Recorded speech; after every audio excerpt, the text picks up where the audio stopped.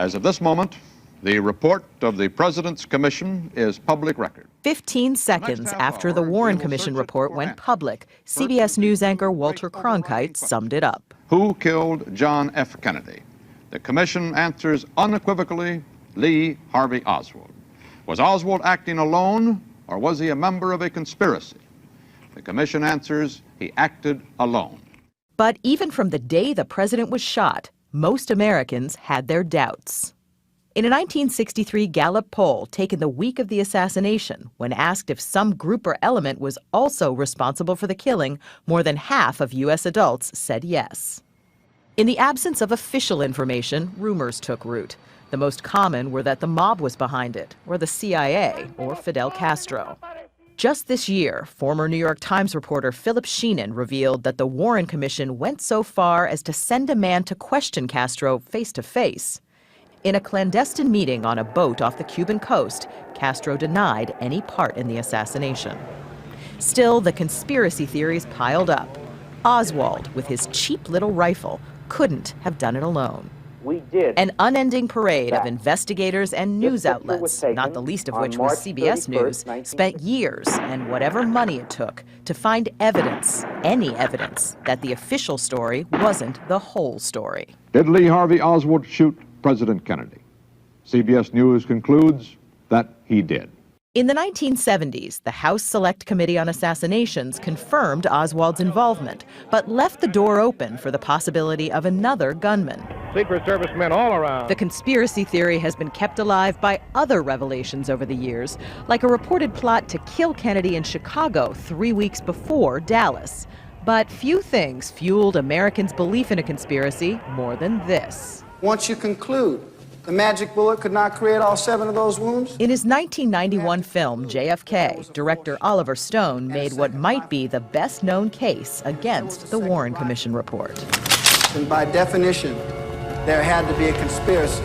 22 years later, Stone is still convinced he's right. Governments lie. And everything we've learned since 1991 when the film came out has reinforced the notion that the governments have not been straight with us. Do you see conspiracies in everything? No, not in everything. We have conspiracies, but we also have actions that happen randomly, and accidents do happen. Could it just be that we can't wrap our minds around the idea that the most powerful man in the world could be taken out by a nobody? But I can wrap my mind around that, sure. McKinley was taken out by an anarchist. Lincoln was taken out by, he was taken out by a conspiracy, but John Wilkes Booth was a totally emotional man. Assassinations are often done by loners. But not in this case. I don't believe so in this case because of all the evidence around Dealey Plaza that day, and the autopsy, and the gun, and the bullet, and the 1,000 little reasons that I'm trying to tell you, too. And Stone didn't stop with his JFK movie. His 12-hour documentary series, The Untold History of the United States, which aired on the CBS-owned cable network Showtime, fills in the gaps, as he sees them, in the rest of the 20th century. Dwight Eisenhower put the world on a glide path towards annihilation with the most gargantuan expansion of military power in history. But Stone says we'll likely never have definitive proof of what happened in Dallas.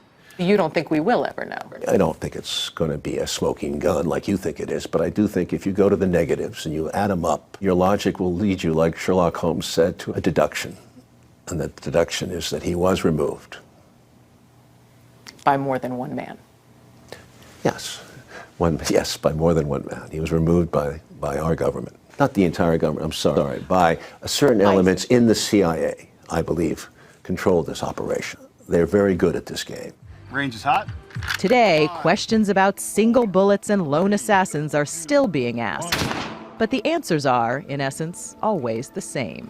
You essentially put Lee Harvey Oswald on trial. Oh, absolutely. And you won. You convicted him. Yeah. Former Los Angeles County prosecutor Vincent Bugliosi knows a thing or two about evidence. He put Charles Manson behind bars. Is this what you expected? Yes, definitely. More recently, he wrote a 1,500-page analysis of the Warren report and walked away convinced the commission got it right. So I'm not just satisfied beyond a reasonable doubt of Oswald's guilt. I'm satisfied beyond all doubt. It's not even an open question. Beyond all doubt. Beyond all doubt. Even though Oswald said he was a patsy and never admitted to any of it. That doesn't mean anything, of course. If he had the immorality and the boldness to kill the President of the United States. Certainly he had the much lesser immorality to deny doing it. Why are you convinced there was no conspiracy? I told a jury once, I said, folks, I will stipulate that 3 people can keep a secret, but only if 2 are dead. And here, after 50 years, not one credible word of a conspiracy, not one syllable is leaked out. Why? Because there's nothing to leak out. It's all simple, unadulterated nonsense. And there are signs that more people are indeed wrapping their heads, if not their hearts, around the idea that Oswald did act alone. A recent CBS News poll shows a majority still believes others were involved, but that number is declining from 75% 20 years ago to 61% today. Here comes Oswald down the hall again. Now, as then, it was unfathomable. I emphatically deny these charges. CBS News commentator Eric Sevareid might have said it best. What fed the conspiracy notion about the Kennedy assassination among many Americans was the sheer incongruity of the affair. All that power and majesty wiped out in an instant by one skinny, weak-chinned little character. It was like believing that the Queen Mary had sunk without a trace because of a log floating somewhere in the Atlantic. And that conspiracy notion may likely exist 50 years from now. Truth is, no amount of evidence can explain what has been to so many the unexplainable.